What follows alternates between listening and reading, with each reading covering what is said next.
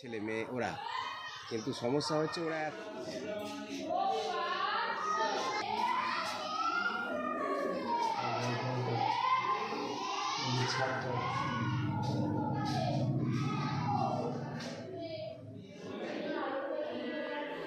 জল আসে এখানে দাঁড়িয়ে যায়, জল প্রচন্ড জল দাঁড়িয়ে যায়, তখন আমরা ছেলেগুলো সব শরীর নেই বা চারদিকে বাইরে দিকে বিরাট ভয় লাগে। দাঁড়ো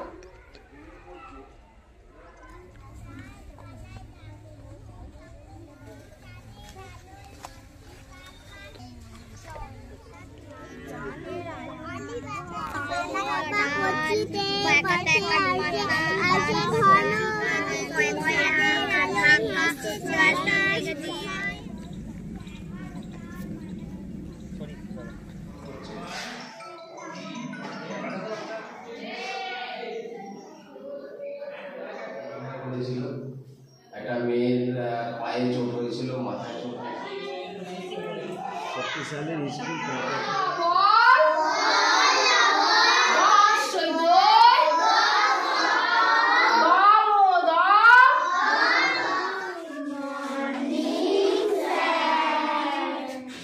আমাদের স্কুলের ছাদ ভেঙে পড়ছে, আমাদের ভয় করছে, তাই আমরা এই গাছের তলায় বসছি।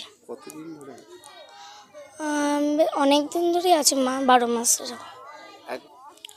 আমরা মাঠেতে করছি, গাছের তলায় করছি।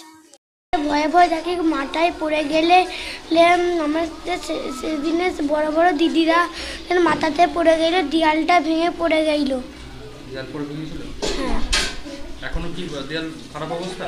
হ্যাঁ, তারপর ফাঁদ ধরে গেছে এগুলো সব। সেই যখন সেই মিটিং হয় তখন এইগুলো সব বুঝলেছে, এইগুলো ভয় লাগে। হ্যাঁ, সমস্যা যে স্কুলটা ভেঙে যাচ্ছে, আমরাও দূরের বাড়ি, আমাদের স্কুলটা খুব ভালো এবং স্যারেরাও খুব ভালো করে পড়ান বলে আমরা এখানে ছেলেটাকে পাঠাচ্ছি।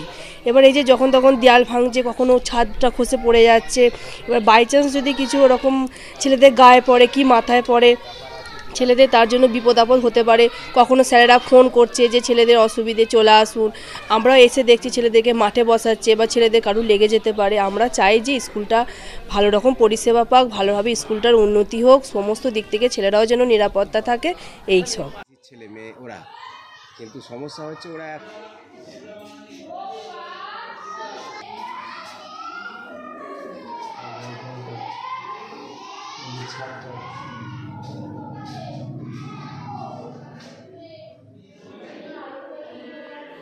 জল আসে এখানে দাঁড়িয়ে যায়, জল প্রচন্ড জল দাঁড়িয়ে যায়, তখন আমরা ছেলেগুলো সব শরীর নেই বা চারদিকে বাইরে দিকে বিরাট ভয় লাগে।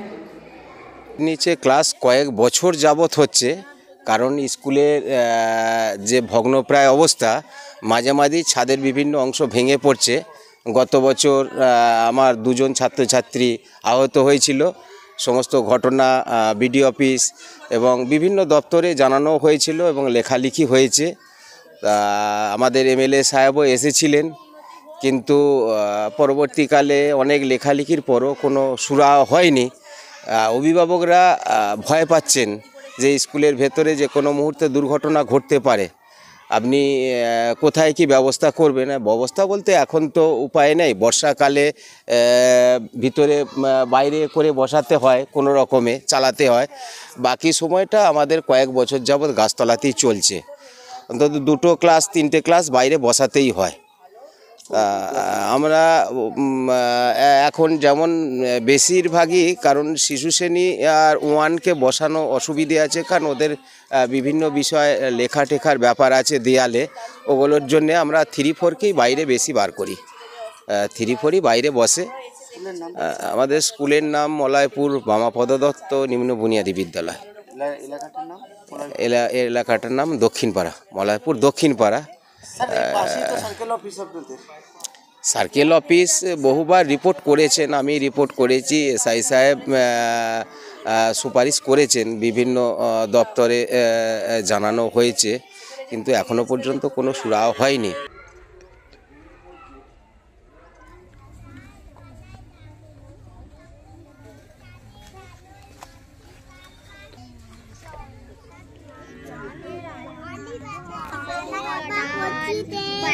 Happy birthday,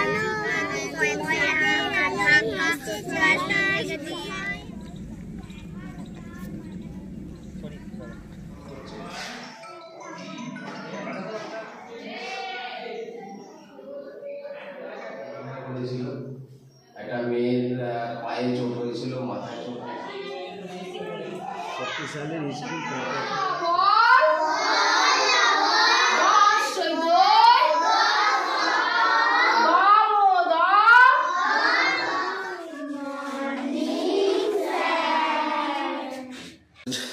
এসআই অফিস থেকে কাছেই আর কি আপাতত বিডিজেপি প্রাইমারি স্কুল, ওটা হেডমাস্টার মশাই ওখানের সুনীলবাবু আছেন, সুনীল কুমার মাঝি আছেন। ওই স্কুলটা প্রায় 60-এর দশকের স্কুল, যার জন্য স্কুলের পরিস্থিতি একটুখানি খারাপ হয়ে উঠেছে আর কি। সেই পুরনো যে কড়ি বটগা ছিল সেই সব দিয়ে তৈরি করা হয়েছে স্কুলটা। তো যার ফলে কিছুদিন আগেই একটা ওপর থেকে কিছু ভেঙে পড়েছিল, তো যার জন্য বাচ্চাদের ওখানে বসা একটুখানি অসুবিধা হচ্ছে। তবে যে ঊর্ধ্বতন কর্তৃপক্ষ আছেন ওখানে জানানো হয়েছে স্টেট ফান্ডে ওনার স্কুলের 3টে এসিআরের জন্য অ্যাপ্লাই করা আছে এবং সেগুলো স্টেট ফান্ডে স্যাংশনড হয়ে গেছে। স্টেট ফান্ড এলেই হয়তো কাজ শুরু হয়ে যাবে, এই আপডেট রয়েছে। ছেলে মেয়ে ওরা, কিন্তু সমস্যা হচ্ছে ওরা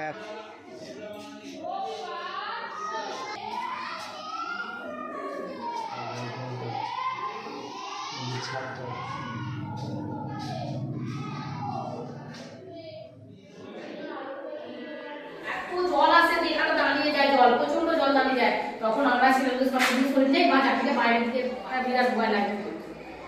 দাঁড়ো